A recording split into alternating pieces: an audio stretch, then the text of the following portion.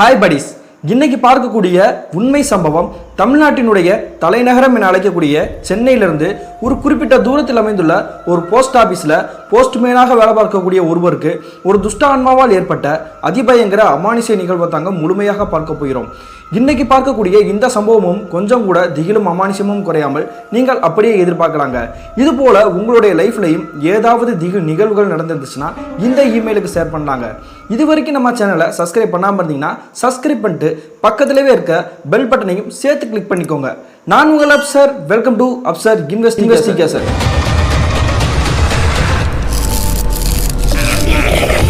நான் ஏற்கனவே சொன்ன மாதிரி தமிழ்நாட்டினுடைய தலைநகரமான சென்னையிலிருந்து ஒரு குறிப்பிட்ட தூரத்தில் அமைந்துள்ள ஒரு போஸ்ட் ஆஃபீஸில் போஸ்ட்மேனாக வேலை பார்க்கக்கூடிய ஒரு ஊழியருக்கு கிட்டத்தட்ட 1990 காலகட்டத்தில் நடந்த சம்பவம் தாங்க இந்த சம்பவம். இந்த சம்பவத்தை நமக்கு இமெயில் மூலியமாக ஷேர் பண்ணியது சுலக்ஷனா அப்படின்றவங்க தாங்க.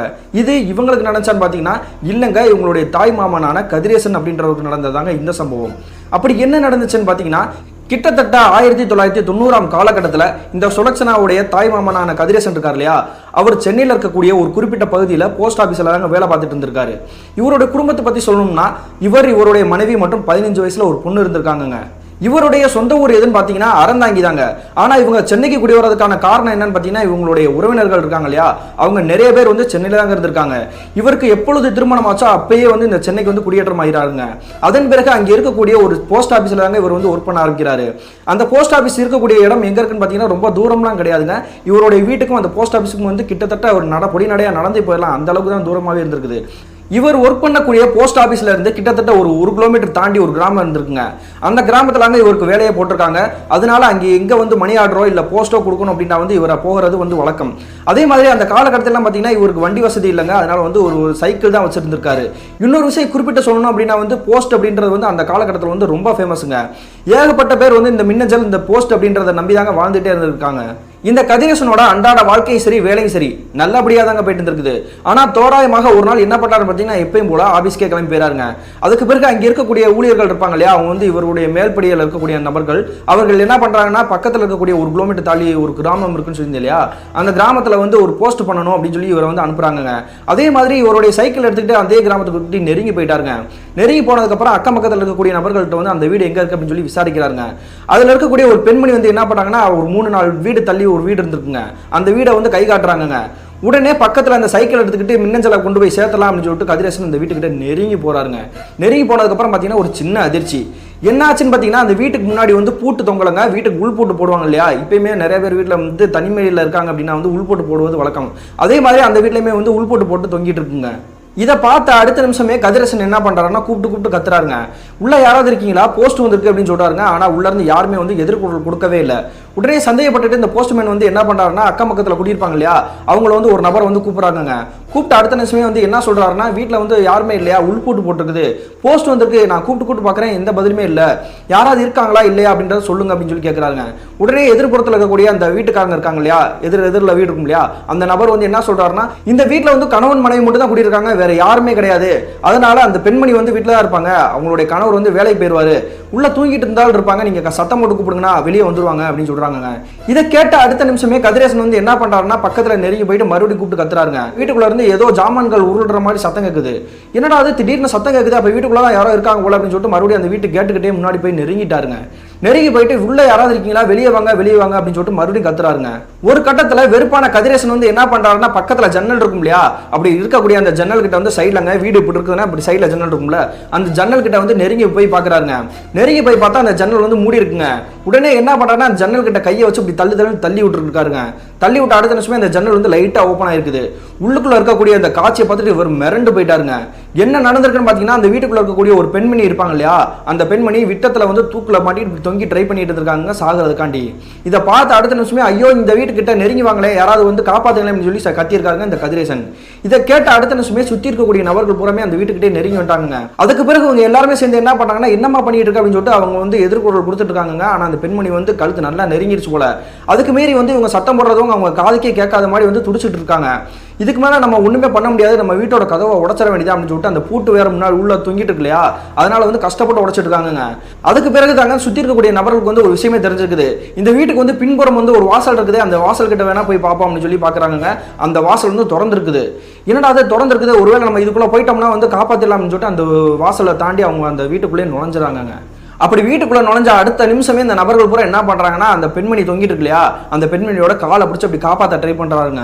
ஆனா அந்த பெண்மணி கிட்ட வந்து எந்த ஒரு எதிர்கொள்ளுமே இல்லாம அப்படி சைலண்டா இருந்திருக்காங்க. நாக்கு பூரா அப்படியே வெளியே தள்ளி வச்சுங்க, கண்கள் பூரா அப்படி இருட்டுக்கிட்டே வெளியே வந்து நிக்குது, முட்டிக்கிட்டு நிக்குது. இதை பார்த்து அடுத்த நிமிஷமே சுத்தி இருக்கக்கூடிய நபர்கள் பூரா புரிஞ்சு வச்சுங்க, இந்த பெண்மணி வந்து இறந்தே போயிட்டாங்க அப்படின்ட்டு. உடனே அந்த நபர்கள் பூரா என்ன பண்றாங்கன்னா, அவங்களுடைய கணவர் வேற வேலைக்கு போயிட்டாரே, நம்ம என்ன பண்றது, எப்படி கூப்பிடுறது அப்படின்ட்டு தத்தளிச்சிட்டு இருந்திருக்காங்க. இந்த காட்சியெல்லாம் கண்கூடாக பார்த்துட்டு இருந்த போஸ்ட்மேன் ஒரு கட்டத்தில் என்ன பண்றாருன்னா, இதுக்கு மேலே நம்ம இங்கே இருக்கக்கூடாது, போஸ்டை வந்து நம்ம கொடுக்க வேணாம், துக்க நிகழ்வு வேற நடந்துருச்சு, அதனால வந்து நம்ம நாளை பிறகு கொடுத்துக்கலாம் அப்படின்னு சொல்லிட்டு அவருடைய போஸ்ட் எடுத்துக்கிட்டு இவருடைய வீட்டுக்கே கிளம்பி வந்துறாருங்க. இந்த நிகழ்வு நடந்து கிட்டத்தட்ட ஒரு வார காலகட்டத்திற்கு பிறகுதாங்க இந்த போஸ்ட்மேனான கதிரேசன் என்ன பண்றாங்கன்னா, நம்ம அந்த போஸ்ட்டை வந்து இப்பயாவது அவங்களுடைய வீட்டில் போய் ஒப்படைச்சிடலாம், ஏன்னா அவங்களுடைய கணவராது இருப்பார்ல அப்படின்னு சொல்லி முடிவெடுக்கிறாங்க. அதே மாதிரி அந்த வீட்டுக்கிட்டே நெருங்கி போயிட்டாருங்க. நெருங்கி போயிட்டு என்ன பண்றாருன்னா, சுற்றி யாராவது இருக்காங்கன்னு பார்க்குறாங்க. அங்கே வந்து யாருமே இல்லை, ஒரு சில நபர்கள் மட்டும் தான் இருக்கிறாங்க வந்து, ஆனால் உறவினர்கள் மாதிரி தெரியல, அக்கம் பக்கத்தில் குடியிருப்பாங்க இல்லையா அவங்கள மாதிரி தாங்க தெரியுது. உடனே துக்கம் நிகழ்வு நடந்த அந்த வீட்டுக்குள்ளே நெருங்கி போயிட்டாருங்க. உள்ள போயிட்டு வந்து, நான் போஸ்ட்மேன் வந்திருக்கேன், யாராவது இருக்கீங்கன்னா அப்படின்னு சொல்லி கூப்பிட்டாருங்க. இந்த வீட்டுக்குள்ள இருக்கக்கூடிய அந்த பெண்மணி இறந்து போனாங்க இல்லையா, அவங்களுடைய கணவர் வந்து வெளியே வந்து நிற்கிறாருங்க. பார்த்து அடுத்த நிமிஷமே அந்த போஸ்ட்மேன் வந்து என்ன பண்றாருன்னா, உங்களுக்கு வந்து ஒரு போஸ்ட் வந்துருந்துச்சு, அதை நான் கொடுக்கறதுக்காக தான் நான் ஒரு வார காலகட்டத்துக்கு முன்னாடி வந்திருந்தேன், உங்களுடைய மனைவி வந்து இப்படி பண்ணிட்டு இருக்க அந்த சமயத்தில் வந்து நான் கூட தான் இருந்தேன், ஏன் இப்படி பண்ணிட்டாங்க, என்ன காரணம்னு சொல்லி கேட்குறாருங்க. அவங்களுடைய கணவர் இருக்காங்க இல்லையா, அந்த பெண்மணியோட கணவர் ஓன்னு அழுக ஆரம்பிச்சாருங்க. ஏன் இப்படி அழுதுட்டு இருக்கீங்க, என்ன நடந்துச்சு அப்படின்னு சொல்லி கேட்குறாருங்க. உடனே இந்த கணவர் சொல்லக்கூடிய விஷயத்தை கேட்டுட்டு இந்த போஸ்ட்மேனுக்கு வந்து தூக்கி வாரி போட்டுருச்சுங்க. அப்படி என்ன சொல்லியிருக்காருன்னா, நானும் என்னுடைய மனைவி வந்து காதல் திருமணம் தான் பண்ணிக்கிட்டோம், இரு வீட்டாரோட சம்மதமே கிடையாது, கஷ்டப்பட்டு தான் இங்கே வாழ்ந்துட்டு இருக்கிறோம், இருந்தாலுமே அவளை வந்து நான் ரொம்ப சந்தோஷமா வச்சுக்கிட்டேன், யார் கண்டுபட்டுச்சோ தெரியல, என்னுடைய மனைவி வந்து இல்லீகல் அஃபேர் வச்சிருக்கிறா, அது யாரு என்ன அப்படின்றது வந்து எனக்கு ஒரு கட்டத்தில் தெரிய வந்துருச்சு, அதனால வந்து என்னுடைய மனைவி வந்து நான் சத்தம் போட்டு நீ கொஞ்சம் தெரிஞ்சு வாழ்மா, இல்லைன்னா வந்து நம்மளோட குடும்பத்தில் வந்து விரிசல் விழுந்துரும் அப்படின்னு சொல்லி நான் சத்தம் போட்டேன், என்ன நினைச்சான்னு தெரியல, திடீர்னு வந்து இப்படி தூக்குல தூக்கிட்டா, நான் இருந்திருந்தேன்னா காப்பாத்திருப்பேன், என்னால் காப்பாற்ற முடியாம போயிருச்சு, நான் உயிருக்கு உயிரா காதலிச்சு திருமணம் பண்ண என்னுடைய மனைவி இப்படி என்னை விட்டுட்டு போயிட்டாலே அப்படின்னு சொல்லிட்டு ஓனு கதறி அழுகிறாருங்க. இந்த போஸ்ட்மேனை பிடிச்சிட்டு இப்படி அழுதுட்டு இருக்காரு. இப்படிலாம் நடக்கணும்னு யாருமே நினைச்சு பார்த்துருக்க மாட்டாங்க, எல்லாமே வாழ்க்கையில் வந்து நம்ம நினைக்காத நேரத்தில் நடந்துட்டு இருக்குது, நீங்க கொஞ்சம் மனசை தடப்படுத்திக்கோங்க தம்பி அப்படின்னு சொல்லிட்டு அந்த போஸ்ட் அவர் கையிலேயே கொடுத்துட்டு இவருடைய வீட்டுக்கே கிளம்பி வந்துட்டாருங்க. அதுக்கு பிறகு இந்த போஸ்ட்மேன் வந்து என்ன பண்றாருன்னா, அவருடைய வீட்டுக்கு வந்துட்டார் இல்லையா, இனிமே வந்து நமக்கு பிரச்சனை கிடையாது, நம்ம போஸ்ட் வந்து ஒப்படைச்சாச்சு, இதோட எல்லாமே முடிஞ்சிருச்சு அப்படின்னு நினைச்சிட்டு இருந்திருக்காருங்க. ஆனா அதுக்கு பிறகு தாங்க அவருடைய வாழ்க்கையில அமானுஷ காற்றை வீச ஆரம்பிச்சிச்சு. அப்படி என்ன நடந்திருக்குன்னு பாத்தீங்கன்னா, இந்த நிகழ்வு நடந்து கிட்டத்தட்ட ஒரு 2 நாட்களுக்கு பிறகுங்க, அன்றைய இரவு நேரம் நடுநெசி ஒரு 12 மணி இருந்திருக்கும். அந்த சமயத்துல இவங்களுடைய வீட்டுல வந்து அவங்களுடைய மனைவி அந்த 15 வயசு பொண்ணு இருக்காங்க இல்லையா, அவங்களுடைய பேர் வந்து பிரியாங்க, இவங்க 3 பேருமே வந்து தூங்கிட்டு இருந்திருக்காங்க. அந்த சமயத்துல இவருடைய வீட்டு வாசலுக்கு முன்னாடி வந்து 3-4 நாய்கள் வந்து மொத்தமா நின்று குறைச்சா எப்படி இருக்கும், அந்த மாதிரி சத்தம் பலமா கேக்குதுங்க. உடனே கதிரேசனோட மனைவி வந்து டக்குன்னு முடிச்சுறாங்க. அப்படி முடிச்ச பிறகு அவங்களுடைய கணவரை கூப்பிட்டு எழுப்பி, இந்த மாதிரி சத்தம் கேட்குதே பாருங்க, எதுவும் திருடன் எதுவும் வந்துட்டாங்களா அப்படின்னு சொல்லி எழுப்புறாங்க. உடனே கதிரேசன் என்ன பண்றாருன்னா, நீ எதுவும் பயப்படாதமா, நான் போய் பார்க்கறேன்னு சொல்லிட்டு அவங்கள சமாதானப்படுத்தி படுக்க வச்சுட்டு இவர் வீட்டு வாசல் வந்து கதவை திறந்துட்டு வெளியே போய் பார்க்குறாங்க. அப்படி வெளியே போய் பார்க்கும்பொழுது ஒரு 4-5 நாய்கள் வந்து மொத்தமா நின்றுட்டு ஏதோ ஒரு இடத்த பார்த்து உத்து பார்த்துட்டு குலைச்சிட்டு இருந்திருக்குங்க. என்னடா அது நாய்புறம் இப்படி முறைச்சு பார்த்துட்டு ஏதோ கத்திட்டு இருக்குது, அந்த இடத்துல யாருக்கு அப்படின்னு சொல்லிட்டு உத்து பார்க்குறாருங்க. உத்து பார்த்த அடுத்த நிமிஷமே அவர் வந்து இவருக்கு பேர் எதிர்ச்சிங்க. என்ன காரணம் பார்த்தீங்கன்னா, அந்த இடத்துல வந்து யாரோ ஒரு பெண்மணி வந்து நின்றுட்டு இருக்க மாதிரி தெரியுதுங்க. ஆனா ஆள் அடையாளம்லாம் தெரியல, ஆனா யாரோ ஒரு பெண்மணி நிக்கிறது மட்டும் நல்லா அப்பட்டமா தெரியுதுங்க. அதுக்கு பிறகு இவர் என்ன பண்றாருன்னா, அந்த நாய் இருக்கக்கூடிய இடத்துக்கு வந்து நம்ம பக்கத்துல நெருங்கி போவோம், அந்த பெண்மணி யார் என்னன்னு பார்ப்போம்னு சொல்லிட்டு இப்படி மெல்ல மெல்ல நடந்து போறாருங்க. இப்படி நடந்து போக வந்து அந்த நாய்கள் வந்து மறுபடியும் இப்படி பின்னோக்கி நடந்து போயிட்டு இருக்குங்க. என்னடா அது நம்ம வரதை பார்த்துட்டு அந்த நாய் பயந்துட்டு ஓடுதோ, அந்த பெண்மணி என்ன பண்ணுதுன்னு சொல்லிட்டு அந்த பெண்மணியை பார்க்குறாருங்க. அந்த பெண்மணியை வந்து அப்படியே பின்னாடி நடந்து போயிட்டே இருந்திருக்காங்க. இதை பார்த்து அடுத்த நிமிஷமே இந்த கதிரேசனுக்கு வந்து ஒரே குழப்பங்க. யார் இந்த பெண்மணி, ஏன் இந்நேரத்தில் இங்கே வந்து நின்றுட்டு இருக்கா, நாய் குலைச்சவனே இப்படி பின்னாடி போயிட்டு இருக்கா, ஒருவேளை இரவு நேரத்தில் வந்து பிச்சை எடுப்பாங்க இல்லையா, அந்த மாதிரி பெண்மணியா இருக்குமோ அப்படின்னு சொல்லிட்டு ஒரு அச்சத்தோடையும் பயத்தோடையும் அப்படி மறுபடியும் நெருங்கி போறாருங்க. ஆனா அந்த நாய்கள் வந்து குறைக்கிறது வந்து கொஞ்சம் கூட விடவே இல்லைங்க, அப்படி உத்து பார்த்து குறைச்சிட்டே இருந்திருக்குது. இதை பார்த்த கதிரேசன் அந்த பொண்ணை பார்த்துட்டு என்ன கேட்கிறாருன்னா, யார் மணி, உனக்கு என்ன வேணும், ஏன் இந்த இடத்துல வந்து நின்று இருக்கா, இங்கெல்லாம் நிக்க கூடாது அப்படின்னு சொல்லி ஓங்கி சத்தம் போட்டுருக்காருங்க.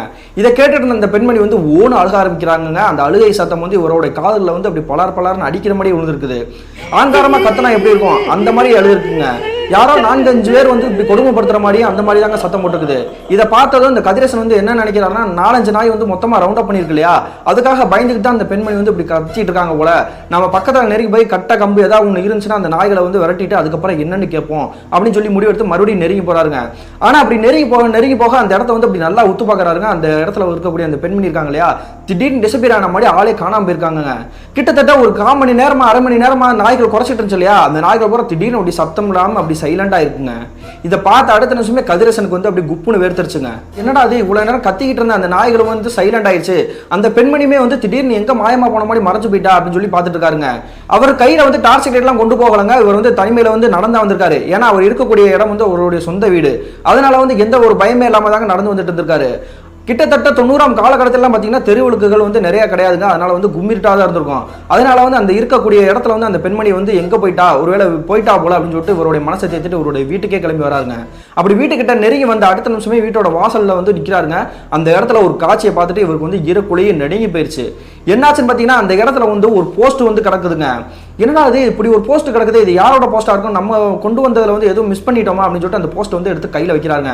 கையில் வச்ச அடுத்த நிமிஷமே அவருக்கு வந்து நடுங்கி போயிட்டாருன்னு சொல்லணும். என்ன காரணம் பார்த்தீங்கன்னா அந்த போஸ்ட் வந்து வேற யாருக்கு வந்தது கிடையாதுங்க. கிட்டத்தட்ட ஒரு வார காலகட்டத்திற்கு முன்னாடி வந்து ஒரு பெண்மணி வந்து தூக்கு போட்டு இறந்தாங்க இல்லையா, அந்த போஸ்ட் வந்து எப்படியாவது நம்ம கொடுத்தாகணும், துக்க நிகழ்வு நடந்துருச்சு, அதனால அவங்களுடைய கணவர்கிட்டயாவது நம்ம ஒப்படைச்சிடணும் அப்படின்றக்காக வந்து இவர் வந்து கொஞ்சம் வெயிட் பண்ணி அந்த போஸ்ட்டை வந்து ஒப்படைச்சார் இல்லையா, அதே போஸ்ட் தாங்க இப்போ அவருடைய வீட்டு வாசல் முன்னாடி கடந்திருக்குது. அதுக்கு பிறகு இந்த கதிரேசன் என்ன பண்றாருன்னா அந்த போஸ்ட்டை கையில் வச்சுட்டு திருன்னு முடிச்சுட்டு இருக்காருங்க. இந்த போஸ்ட் நம்ம கிட்ட எப்படி வந்திருக்கும், என்ன மாதிரி வந்திருக்கும், ஒரு நம்ம எதுவும் மிஸ் பண்ணி மறுபடியும் கொண்டு வந்தோமா அப்படின்னு சொல்லி யோசிச்சுட்டு இருக்காருங்க. இதை பார்த்துட்டே இருந்தா அவங்களுடைய மனைவி வந்து என்ன பண்றாங்கன்னா, என்னையா கையில வச்சு யோசிச்சுட்டு இருக்க, நீ வந்து திருடனை தேடி போறேன்னு தானே போன, திருடனை பார்த்துட்டியா, இப்போ உன் கையில வச்சிருக்கிறது என்னது, அவங்க தான் உன் கையில எது கொடுத்தாங்களா அப்படின்னு சொல்லிட்டு மாறி மாறி கேள்வி கேட்டுட்டே இருந்திருக்காங்க. இதை கேட்டுட்டு இருந்த அடுத்த நிமிஷமே கதிரேசன் வந்து கோபம் ஆயிட்டாருங்க. உடனே அவங்களோட மனைவியை பார்த்து என்ன சொல்றாங்கன்னா, நீ வேற கம்முன்ற, நான் ஏகப்பட்ட டென்ஷன்ல இருக்கேன், நீ பாட்டுக்கு தொண கேள்வி கேட்டுக்கிட்டே இருக்கிற அப்படின்னு சொல்லிட்டு அந்த போஸ்ட்டை வந்து மறைச்சிக்கிட்டே அவருடைய வீட்டுக்கே வந்துட்டாருங்க. அப்படியே அவங்களுடைய மனைவி தூங்கின பிறகு கிட்டத்தட்ட ஒரு மணி நேரம் கழிச்சுங்க இந்த கதிரேசன் வந்து என்ன பண்றாருன்னா, அந்த போஸ்ட்ல வந்து என்ன இருக்கும், அந்த போஸ்ட்டை வந்து நம்ம கிட்ட யார் போட்டிருப்பா, அதுல அப்படி என்ன இருக்க போகுது அப்படின்னு ஏகப்பட்ட யோசனையோட வந்து என்ன பண்றாருன்னா பக்கத்துல இருக்கக்கூடிய டார்ச் லைட் அடிச்சு பாக்குறாருங்க. அப்படி டார்ச் லைட் அடிச்சு பார்த்துட்டு அந்த போஸ்ட் வந்து பிரிச்சு பார்த்தோம்னா அதுல என்ன இருக்கு அப்படின்றது வந்து தெரிஞ்சுக்கலாம் அப்படின்னு முடிவு எடுக்கிறாங்க. ஒரு விஷயங்க, இந்த போஸ்ட்மேனை பொறுத்தவரை யாருக்காவது லெட்டர் வந்துச்சுன்னா அது வந்து படிச்சு பார்க்கறது வந்து வழக்கமே கிடையாதுங்க. அது வந்து தவறான செயல், அது வந்து அநாகரிகமான செயல் அப்படின்றக்காக வந்து அது வந்து ஈடுபடவே மாட்டாங்க. ஆனா இந்த போஸ்ட்டை பொறுத்தவரை வந்து கொஞ்சம் அமானுஷ்யமாவே இருக்குது அப்படின்றனால வந்து அவருக்கு வந்து கியூரியாசிட்டியில வந்து அதை படிச்சு பார்க்கணும் அப்படின்றக்காக வந்து நினைக்கிறாங்க. உடனே இந்த போஸ்ட்டை கையில் எடுத்துக்கிட்டு அந்த போஸ்ட்டை வந்து பிரிச்சு பார்க்கலாம் அப்படின்னு சொல்லிட்டு கொஞ்சம் கொஞ்சமா அப்படி மெல்ல மெல்ல பிரிச்சுட்டு இருக்காங்க. பிரிச்சுட்டு இருக்க அடுத்த நிமிஷம் தாங்க இவருக்கு மறுபடியும் பேருதாச்சு. என்னாச்சுன்னு பாத்தீங்கன்னா ஒரு 4-5 நாய் வந்து கொஞ்ச நேரத்துக்கு முன்னாடி வந்து குலைச்சிட்டு இருந்துச்சு இல்லையா, அந்த நாய் கூட திடீர்னு சத்தம் போடாம சைலண்ட் ஆச்சு. அதே நாய்களுங்க மொத்தமா நின்றுக்கிட்டு ஊழையிடுற மாதிரி கேட்குது, குலைக்கிற மாதிரி சவுண்ட் கேட்கலங்க, ஆனா நல்லா ஊழையிடுற மாதிரி கேட்குது. என்னடா அது திடீர்னு மர்மமா இருக்கே, நாய்கள்லாம் இப்படி மொத்தமா ஊழையிடுது, எனக்கு என்னமோ தப்பா படுது, இந்த போஸ்ட்டை வந்து நம்ம பிரிச்சு பார்க்க வேணாம் அப்படின்னு சொல்லிட்டு இந்த போஸ்ட்டை மறுபடியும் இப்படி மடக்கி படிச்சுட்டு இவர் தலானி கீழே வச்சிருக்காருங்க. அப்படி தலானி கீழே வச்ச அடுத்த நிமிஷமே அவருக்கு வந்து கொஞ்சம் கொஞ்சமா தூக்கம் வந்துருச்சுங்க. மறுநாள் காலையில விடிஞ்சது. விடிஞ்ச அடுத்த நிமிஷம் பார்க்குறாருங்க இவருடைய உடம்புலாம் கைகால் உடம்புலாம் அடிச்சு போட்ட மாதிரி வலிக்குது. அதனால வந்து இவர் அவருடைய ஆபீஸ்க்கே போக வேணாம், இன்னைக்கு நம்ம லீவ் போட்டுறோம் அப்படின்னு சொல்லி முடிவு எடுக்கிறாருங்க. அதுக்கு பிறகு கதிரேசன் என்ன பண்றானா, அவங்களுடைய மனைவி கூப்பிட்டு நான் இன்னைக்கு லீவுமா, அதனால ஆபீஸ்க்கு போகல, கொஞ்சம் கசாயம் இருந்தா போட்டு கொண்டு வாமா, அதுக்கு பிறகாவது உடம்பு டயர்டு குறைதா பார்ப்போம் அப்படின்னு சொல்லி சொல்றாருங்க. இதை கேட்ட அடுத்த நிமிஷமே அவங்களுடைய மனைவி என்ன பண்றாங்கன்னா கசாயம் ரெடி பண்ணி அவருடைய கையிலேயே கொடுத்துறாங்க. அப்படி கொடுத்துட்டு இருக்கும்போது ஒரு விஷயத்த சொல்றாங்க. அந்த விஷயத்தை கேட்ட கதிரேசனோட முகத்துல வந்து ஈ ஆடல, அப்படி உடம்பெல்லாம் வேர்த்து விடவிடக்க ஆரம்பிச்சிருச்சுங்க. அப்படி என்ன சொல்லியிருக்காங்கன்னா, கிட்டத்தட்ட முதல் நாள் நள்ளிரவு வந்து ஒரு 12 மணிக்கு வந்து திருடன் வந்துட்டா அப்படின்னு சொல்லிட்டு இவங்க எல்லாருமே முடிச்சாங்க இல்லையா, அந்த நிகழ்வு நடந்து கிட்டத்தட்ட ஒரு மணி வாக்குல வந்து இவருக்கு வந்து எல்லாருமே தூங்க வச்சுட்டு அந்த போஸ்ட்டை பிரிச்சு படிச்சு பார்க்கலாம் அப்படின்னு சொல்லிக்காக முடிச்சிருக்காருங்க. முடிச்சதுக்கு அப்புறம் வந்து இவருக்கு தன்னையே அறியாம வந்து தூக்கம் வந்ததுனால வந்து பயத்திலே வந்து தூங்கிட்டாருங்க. இந்த நிகழ்வு நடந்து கிட்டத்தட்ட ஒரு 2:30 மணி இருந்திருக்குங்க. அதே நடுநிசி நேரம். அந்த சமயத்துல இவங்களுடைய வீட்டோட கதவை வந்து யாரோ தட்டுற மாதிரி கேட்டுருக்குங்க. உடனே வந்து கதிரேசன் முடிக்கலங்க, அவங்களுடைய மனைவி இருக்காங்க இல்லையா, அவங்க தான் முடிச்சிருக்காங்க. யார் இந்நேரத்துல வந்து கதவை தட்டிட்டு இருக்கா அப்படின்னு சொல்லிட்டு அந்த கதவு கிட்ட போய் மெல்ல மெல்ல அந்த கதவை திறந்துருக்காங்க. அப்படி திறந்து பார்த்தா எதிர்ப்புறத்துல கூடியது வந்து ஒரு பெண்மணி தாங்க. அந்த பெண்மணிக்கு கிட்டத்தட்ட ஒரு 27 வயசுல இருந்து ஒரு 28 வயசு தாங்க இருந்திருக்கும். யாருமா நீ, உனக்கு என்ன வேணும், இந்நேரத்துல வந்து கேட்டுட்டு இருக்க அப்படின்னு சொல்லி சொன்ன அடுத்த நிமிஷம் அந்த பெண்மணி வந்து என்ன சொல்றாங்கன்னா, அவங்க கையில வந்து ஒரு போஸ்டர் எடுத்து இவங்களுடைய கையில வந்து கொடுக்குறாங்க. அதாவது கதிரேசனோட மனைவி கையில. அப்படி கொடுத்துட்டு இந்த போஸ்ட்டை வந்து ஒப்படைக்க வேண்டிய இடத்துல வந்து ஒப்படைக்க சொல்லுங்க, இல்லைன்னா வந்து பெரிய பிரச்சனை ஆயிரும், நான் வந்து சொன்னேன்னு சொல்லுங்க அப்படின்னு சொல்லிட்டு அவங்களுடைய கையிலேயே கொடுத்துட்டு அந்த போஸ்ட்டை கொடுத்துட்டு எதுவுமே சொல்லாம அவங்க வந்து அப்படியே நடந்து போயிட்டு இருக்காங்க. உடனே இந்த கதிரேசனோட மனைவி என்ன பண்ணாங்கன்னா கதவை டக்குன்னு மூடிட்டு, யார் இந்த பொண்ணு இந்நேரத்துல வந்து கொடுத்துருக்கா அர்த்த ஜாமத்துல அப்படின்னு சொல்லிட்டு அந்த போஸ்ட் வந்து பார்த்துட்டே இருந்திருக்காங்க. அதுக்கு பிறகு அந்த பெண்மணி யாரு என்ன அப்படின்னு சொல்லி விசாரிக்கலாம்னு சொல்லிட்டு கதவை டக்குன்னு வந்திருக்காங்க. எதிர்ப்புறத்தில் அந்த பெண்மணி போனாங்க இல்லையா, அந்த பெண்மணி அந்த இடத்துல யாருமே இல்லவே இல்லைங்க. அப்படி டிசப்பியர் ஆன மாதிரி அந்த இடமே வந்து கும்மிருட்டா இருந்திருக்குது. இதை பார்த்து அடுத்த நிமிஷமே அவங்களுக்கு வந்து பேரதிர்ச்சி. இதுக்கு மேல வந்து நம்ம எதுவும் பண்ண வேணாம், நம்ம காலையில வந்து நம்மளோட கணவரை எழுப்பி எல்லா விஷயத்தையுமே சொல்லிடுவோம் அப்படின்றக்காக முடிவு பண்ணிட்டாங்க. காலையில கதிரேசனுக்கு கசாயம் போட்டு கொடுத்துருக்காங்க இல்லையா, அந்த சமயத்துல இந்த விஷயத்தை எல்லாமே சொல்லியிருக்காங்க. இதை கேட்ட அடுத்த செகண்டே இந்த கதிரேசன் அப்படின்றவர் வந்து எதுவுமே சொல்லவே இல்லை. அவங்களோட மனைவி வந்து கேட்டு கேட்டு பாக்குறாங்க, யார் அந்த பெண்மணி, எதுக்காக இங்க வந்திருக்கா, இந்நேரத்துல எதுக்கு வந்தா அப்படின்ட்டு அடிக்கிட்டே போயிருக்காங்க. ஆனா அந்த கதிரேசன் வந்து ஒரு பதிலுமே சொல்லாம வந்து அப்படி சைலண்டா இருந்திருக்காருங்க. இந்த நிகழ்வு நடந்து கிட்டத்தட்ட ஒரு அரை மணி நேரத்துக்கு பிறகு இந்த கதிரேசனோட மனைவி வந்து மார்க்கெட்டு போறேன்னு சொல்லி கூட எடுத்துட்டு போயிட்டாங்க. அப்படி போன பிறகு இந்த கதிரேசன் வந்து ஒரு இடத்த உத்து பார்த்துட்டு இருக்காருங்க. அது எந்த இடம்னு பாத்தீங்கன்னா, அவங்களுடைய மனைவி வந்து போஸ்ட் ஒன்று வாங்கி வச்சிருக்கேன் அப்படின்னு சொன்னாங்க இல்லையா, அந்த இடத்துல தாங்க பாக்குறாரு. அங்கனுக்குள்ள ஒரு குட்டி டேபிள் ஃபேன் இருந்திருக்கு, அது பக்கத்துலேயே தாங்க அவங்கள வாங்கி வச்சிருக்க அந்த போஸ்ட்டுமே இருந்திருக்குது. இப்படி ஒரு போஸ்ட் இங்க வந்து இருக்குது அப்படின்னா, நம்ம முதல் நாள் நைட் வந்து ஒரு போஸ்ட் வந்து படிக்கலாம்னு ட்ரை பண்ணோம் இல்லையா, அந்த போஸ்ட் எங்க இருக்கும் அப்படின்னு சொல்லிட்டு அந்த தலானி வந்து விலைக்கு பாக்குறாருங்க. விலைக்கு பார்த்த அடுத்த நிமிஷம் தாங்க புரிஞ்சிருக்குது, அந்த போஸ்ட் அந்த இருக்கக்கூடிய இடத்துல வந்து இல்லவே இல்லைங்க. ஒருவேளை அந்த போஸ்ட் தான் இந்த பெண்மணி வந்து நைட் நேரத்தில் கொடுத்துட்டு போயிருப்பாளோ, அப்போ அந்த பெண்மணி யாரு, இந்த போஸ்ட் என்னவா இருக்கும் அப்படின்னு சொல்லிட்டு ஏகப்பட்ட சந்தேகத்தோட வந்து அந்த போஸ்ட்டை பிரித்து பார்க்கலாம் அப்படின்றக்காக வந்து ட்ரை பண்ணுறாருங்க. இப்படி யோசிச்சுட்டு இருக்கும்போது தாங்க இவருக்கு இன்னொரு விஷயமே பொறித்தட்ட ஆரம்பிச்சிருக்குது. முதல் நாள் நைட் வந்து ஒரு பெண்மணியை வந்து பார்த்தாரு இல்லையா, அந்த பெண்மணி வந்து திடீர்னு டிசப்பியர் ஆன மாதிரி இருந்துச்சு. அதே பெண்மணி தான் நம்மளுடைய மனைவி கிட்டேயுமே வந்து போஸ்ட்டை கொடுத்துருப்பாங்களோ, அந்த பெண்மணி யாரா இருக்கும் அப்படின்ற நினைச்சுக்கிட்டே இருக்கும்பொழுது இவர் என்ன பண்றாருன்னா ஒரு முடிவு எடுக்கிறாருங்க. நடந்த எல்லா விஷயத்தையுமே நம்மளுடைய மனைவி கிட்ட சொல்லிடலாம் அப்படின்றக்காக தான் நினைக்கிறாரு. அதே மாதிரி அவங்களுடைய மனைவி மார்க்கெட்டு போயிட்டு வந்த பிறகு வந்து அவங்களுடைய மனைவி கிட்ட இந்த துக்கல் நிகழ்வு நடந்தது, இந்த பெண்மணி வந்து தற்கொலை பண்ணாங்க இல்லையா தூக்கு போட்டு, அப்படி நடந்த எல்லா விஷயத்தையுமே சொல்லி முடிக்கிறாங்க. சொல்லி முடிச்ச அடுத்த நிமிஷமே வந்து அவங்களுடைய மனைவி வந்து என்ன சொல்றாங்கன்னா, அந்த பெண்மணிக்கு சம்பந்தப்பட்ட அந்த போஸ்டா இருக்கும் போல, அதை நீ வந்து அவங்களுடைய வீட்டிலே கொண்டு வந்து கொடுத்துறியா, இல்லைன்னா அவனுக்கு பிரச்சனை தான் வரும் அப்படின்னு சொல்றாங்க. அதுக்கு பிறகு ஒரு கட்டத்தில் வந்து என்ன பண்றாருன்னா, என்ன நடந்தாலும் பரவாயில்ல, அந்த போஸ்ட்டை நம்ம பிரிச்சு படிச்சு பார்த்தலாம் அப்படின்னு சொல்லிட்டு அந்த போஸ்ட்டை வந்து பிரிச்சு படிக்க ஆரம்பிக்கிறாங்க. அவங்களுடைய மனைவி பக்கத்தில் இல்லைங்க. இவர் வந்து என்ன பண்றாருன்னா, அந்த வீட்டு பின்னாடி வந்து கொல்லப்புறமா இருந்திருக்குது, அந்த கொல்லப்புறத்துக்கிட்ட போய் தாங்க அந்த போஸ்ட்டை வந்து பிரிச்சு படிக்க ஆரம்பிக்கிறாரு. அப்படி அந்த போஸ்ட்ல இருக்கக்கூடிய எழுத்துக்களை ஒவ்வொன்றா படிக்க படிக்க இவருடைய முக பாவனையே வேற மாதிரி மாறி இருக்குதுங்க. அப்படியே வேர்த்து வடக்க யாரோ ஒருத்தர் வந்து ஒரு அதிர்ச்சியான ஒரு விஷயத்த சொன்னா எப்படி இருக்கும், அந்த மாதிரி தாங்க இவருடைய முகமே மாறி இருக்குது. அதுக்கு பிறகு என்ன பண்றாருன்னா, அந்த போஸ்ட் வந்து டக்குன்னு இப்படி மடிச்சுட்டு அந்த போஸ்ட்டுக்குள்ளே வச்சுட்டு இவர் என்ன பண்றாருன்னா, அந்த போஸ்ட் வந்து அவருடைய அந்த பெண்மணி இருக்காங்க இல்லையா, அவங்களுடைய கணவர்கிட்டே நம்ம கொடுத்துறோம் அப்படின்னு சொல்லி முடிவெடுத்து அவர் வச்சிருக்கக்கூடிய சைக்கிள் எடுத்து அந்த கணவர் இருக்கக்கூடிய அந்த வீட்டுக்கே நெருங்கி போயிறாருங்க. இவர் வீட்டுக்குள்ள நெருங்கி போன அடுத்த நிமிஷமே அந்த பெண்மணியோட கணவர் இருக்கார் இல்லையா, அவர் வந்து என்ன பண்றாருன்னா வாங்கண்ணா அப்படின்னு சொல்லி கூப்பிடுறாருங்க. உடனே இவர் என்ன பண்றாருன்னா, தான் கையில வச்சிருந்த அந்த போஸ்ட் எடுத்து அவருடைய கையில வந்து கொடுக்குறாருங்க. இந்த போஸ்ட் வந்து நான் அன்னைக்கு உங்கள்கிட்ட வந்து கொடுத்துட்டேன், ஆனா எப்படி என் வீட்டுக்கு வந்துச்சுன்னு தெரியல, என்ன காரணம் தெரியல, யாரோ ஒருத்தர் வந்து எங்களை வந்து பின்தொடர மாதிரி பயமுறுத்துற மாதிரி இருக்குது, அதனால இந்த போஸ்ட்டை வந்து நீங்களே வச்சுக்கோங்க, எனக்கு எந்த பிரச்சனையும் தேவையில்லை அப்படின்னு சொல்லிட்டு அந்த கணவர் இருக்கார் இல்லையா, அவர்கிட்ட எந்த வார்த்தையுமே பேசாம இவருடைய வீட்டுக்கே இப்படி திட்டு இந்த சைக்கிள் எடுத்துட்டு ஓடிட்டு வந்துடுறாருங்க. அதுக்கு பிறகு இந்த கதிரேசன் என்ன பண்றாருன்னா, அந்த துக்கம் நடந்த வீட்டை தாண்டி இவருடைய வீட்டுக்கே வந்துடுறாருங்க. வீட்டுக்கு வந்தவர் எதுவுமே சொல்லாம அந்த சைக்கிள் வந்து ஸ்டாண்ட் கூட போட்டு நிப்பாட்டலங்க, அப்படி தொப்புன்னு கீழே போட்டாரு. கீழே போட்டுட்டு வீட்டுக்கு வந்து அவங்க இங்க இருக்கக்கூடிய அந்த கட்டிலே வந்து படுத்துட்டாருங்க. இதை பார்த்துட்டு இருந்தா அவங்களுடைய மனைவிக்கு வந்து சந்தேகம் இருந்தாலுமே வந்து அவங்களுடைய கணவர்கிட்ட வந்து எதுவுமே கேட்கவே இல்லை, அப்படியே விட்டுறாங்க. ஆனா இதுக்கு பிறகு எந்த பிரச்சனையும் வராது அப்படின்னு நினைச்சிட்டு இருந்த கதிரேசனுக்கு அன்றைய இரவே மறுபடியும் பேரதிர்ச்சியை உண்டாக்குற மாதிரி ஒரு நிகழ்வு நடக்க காத்திருந்துச்சுங்க. அப்படி என்ன நடந்திருக்கு பாத்தீங்கன்னா, அன்றைய இரவு தோராயமாக என்ன நேரம் அப்படின்றது வந்து தெரியலங்க. அந்த சமயத்துல பாத்தீங்கன்னா இந்த கதிரேசனுக்கு 15 வயசுல பிரியா அப்படின்ற பொண்ணு இருக்காங்கன்னு சொல்லியிருந்தேன் இல்லையா, அவங்க வந்து அவங்களுக்கு ஒதுக்கப்பட்ட ரூம்ல தூங்கிட்டு இருந்திருக்காங்க. அந்த சமயத்துல அந்த பொண்ணு வந்து யாரோ ஒரு ஆள் கிட்ட வந்து பேசுற மாதிரி தெரிஞ்சிருக்குதுங்க. இந்த சத்தத்தை கேட்ட அடுத்த நிமிஷமே கதிரேசனும் சரி அவங்களுடைய மனைவி முடிச்சிட்டாங்க. உடனே கதிரேசன் என்ன பண்றாங்கன்னா, நம்மளுடைய பொண்ணோட ரூம்ல இருந்து அந்த மாதிரி சத்தம் கேட்குது, நீ போய் பாருமா, பாப்பாவை அதட்டி தூங்க சொல்லுமா அப்படின்னு சொல்லி சொல்றாருங்க. உடனே கதிரேசனோட மனைவி என்ன பண்றாங்கன்னா, அந்த ரூம் கிட்டே நெருங்கி போறாங்க. நெருங்கி போயிட்டு அந்த இருக்கக்கூடிய ஒரு காட்சியை பார்க்குறாங்க. பார்த்த உடனே வந்து என்ன பண்ணுறாங்கன்னா, பதட்டத்தோட பயத்தோட அவங்களுடைய கணவர்கிட்டே நெருங்கி வராங்க. நெருங்கி வந்துட்டு என்ன சொல்கிறாங்கன்னா, நம்மளுடைய பொண்ணு வந்து யார்கிட்ட பேசுறது வந்து நல்லா தெரியுது, அது வந்து சாதாரணமாக கற்பனையில் வந்து கனவுல பேசுகிற மாதிரி தெரியல, எதிர்ப்புறத்தில் யாரோ ஒரு ஆள் வந்து நிற்கிற மாதிரி நல்லா தெரியுற மாதிரி வந்து பேசிட்டு இருக்கா, எனக்கு ஒன்றுமே புரியலங்க, வாங்க முதல்ல அப்படின்னு சொல்லி கூப்பிட்றாங்க. அவங்களுடைய மனைவி சொன்ன விஷயத்தை கேட்டதுக்கப்புறம் கதிரேசன் என்ன பண்ணான்னா, அவங்களுடைய மனைவியை கூப்பிட்டுக்கிட்டு அவங்களுடைய பொண்ணோட ரூம் கிட்ட நெருங்கி போறாங்க. நெருங்கி போன அடுத்த நிமிஷமே அவருக்குமே வந்து புரிய ஆரம்பிச்சிருக்குங்க, அவங்களுடைய பொண்ணு வந்து யார்கிட்ட பேசுகிற மாதிரி கற்பனையாக பேசிட்டு இருக்கா அப்படின்றது.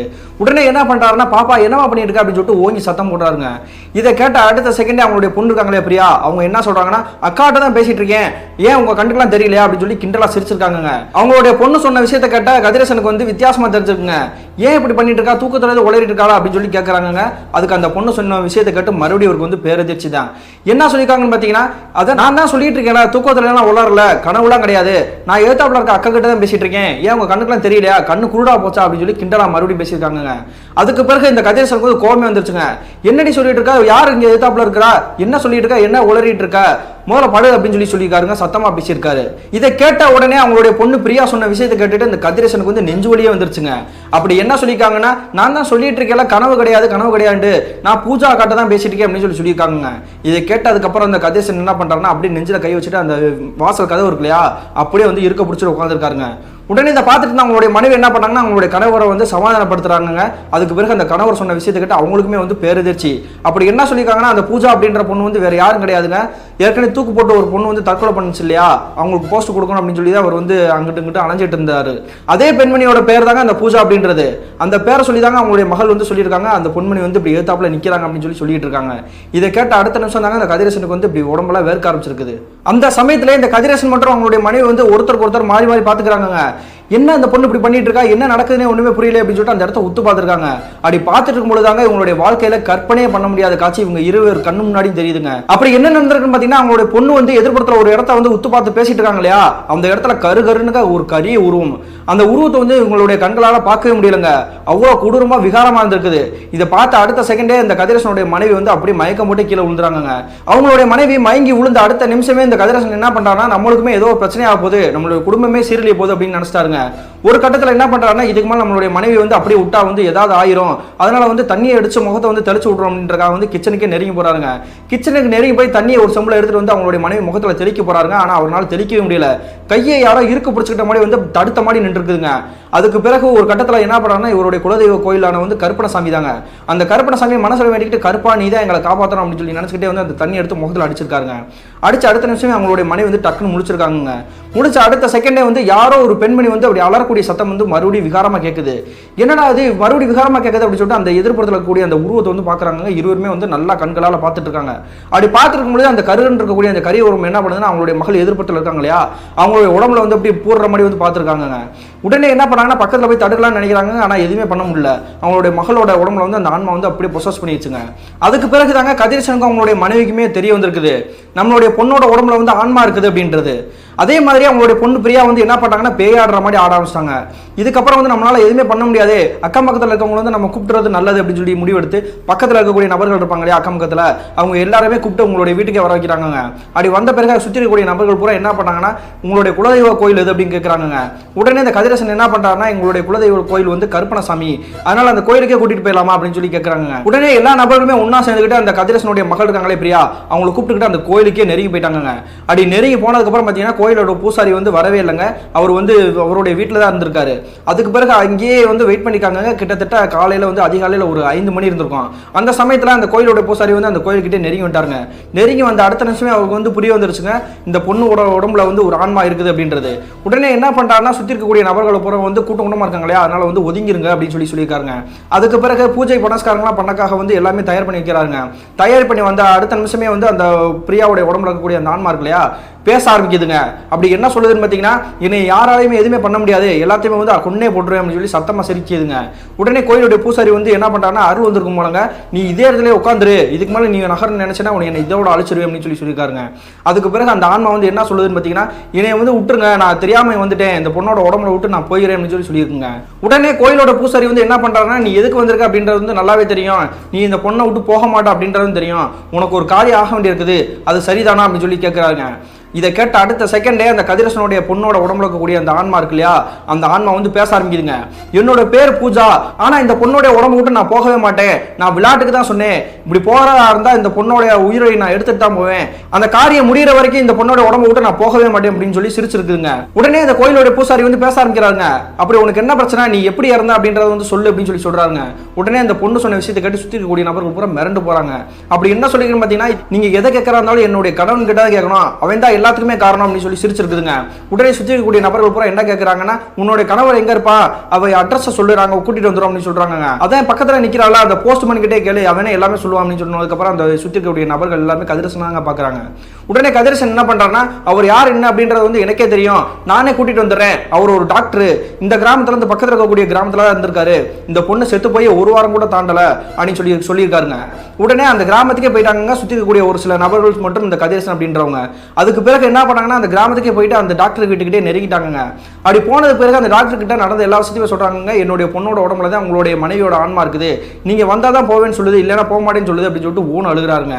இதை கேட்ட அடுத்த செகண்டே வந்து டாக்டர் வந்து என்ன பண்றாருன்னா, அதெல்லாம் என்னால் வரவே முடியாது, நீங்க சொல்றது எல்லாமே பொய், நான் நம்பவே மாட்டேன் அப்படின்னு சொல்லியிருக்காங்க. ஒரு கட்டத்தில் டென்ஷன் ஆன கூட வந்த நபர்கள் இருக்காங்களே, அவங்க எல்லாருமே வந்து அந்த டாக்டரை வந்து அடி வெளுக்க ஆரம்பிச்சிட்டாங்க. அதுக்கு பிறகு என்ன பண்ணாங்கன்னா, அந்த டாக்டரை வலுக்கட்டாயமா அவங்க இந்த கருப்பணசாமி கோயில் இருக்கு இல்லையா, அந்த கோயிலுக்கிட்டே நெருங்கி கூட்டிட்டு வந்துட்டாங்க. கூட்டிட்டு வந்த காட்சியை பார்த்த அடுத்த நிமிஷமே இந்த ஆன்மா இருக்கு இல்லையா, அதாவது பூஜாவுடைய ஆன்மா, அது வந்து ஆக்ரோஷமான ஒரு தோணியில வந்து கத்த ஆரம்பிச்சிருக்குங்க. என்னுடைய வாழ்க்கையை சீரழிச்சிட்டியடா, என்னுடைய வாழ்க்கையை கெடுத்துட்டியடா அப்படின்னு சொல்லிட்டு அவங்களுடைய இந்த டாக்டர் இருக்காரு இல்லையா, அவருடைய சட்டையை பிடிச்சி அப்படி நெருக்க ஆரம்பிச்சிருக்குதுங்க.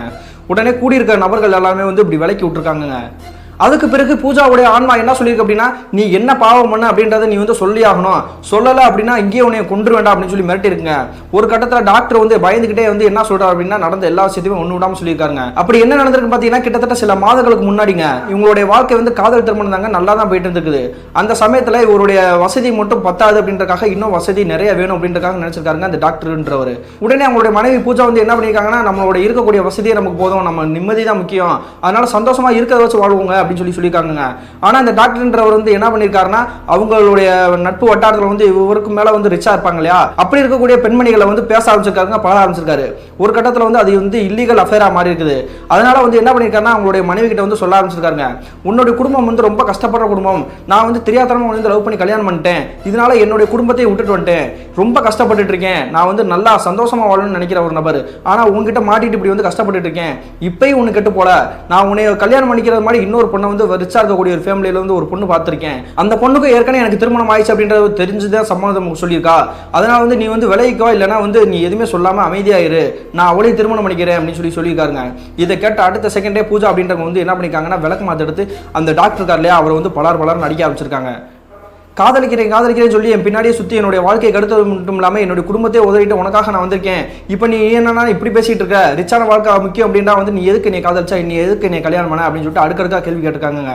அதுக்கு பிறகு உங்களுடைய வாழ்க்கையில் வந்து சண்டை தாங்க வந்திருக்குது, எப்பவுமே சந்தோஷமா பேசினதே கிடையாது, டெய்லி நைட்டை சண்டை போட்டுக்கிட்டே இருந்திருக்காங்க. இதுக்கு பிறகு வந்து இது அப்படியே விட்டோம்னா நமக்கு பெரிய பிரச்சனை ஆயிரும் அப்படின்றக்காக ஒரு டாக்டர் வந்து ஒரு மோசமான ஒரு திட்டம் திட்டுறாருங்க. அப்படி என்ன பண்றாரு பார்த்தீங்கன்னா, அவங்களோட மனைவி வந்து எப்படியாவது நம்ம வந்து தற்கொலை பண்ற மாதிரி வந்து ஸ்டெப் பண்ணி அவங்க வந்து கொலை பண்ணிடணும், அது வந்து யார் சுற்றி இருக்கக்கூடிய நபர்கள் எல்லாமே கேட்டாங்கன்னா வந்து நம்மளுடைய மனைவிக்கு வந்து ஒரு இல்லீகல் அஃபேர் இருக்கு அப்படின்றத உறுதிப்படுத்தணும் அப்படின்ற காட்டி வந்து இவருடைய வட்டாரத்திலே ஒரு தெரிஞ்ச நபர்கள் இருப்பாங்க இல்லையா, கைக்கூலிக்கு சொல்லுவாங்க, அவங்க கிட்ட காசை ரெடி பண்ணி கொடுத்து அவங்க வந்து உங்களுடைய வீட்டுக்கு அடிக்கடி போயிட்டு வர மாதிரி வந்து ஒரு செயலை வந்து இவரே வந்து உருவாக்கியிருக்காங்க.